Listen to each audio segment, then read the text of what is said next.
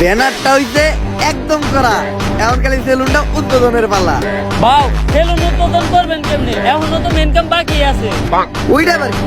বাউ, সেলুন উদ্বোধনের সময় আর কিছু থাকুক বা না থাকুক, কিছু বউ ব্যবসায়ী আর টিকটকার থাকতে হইব।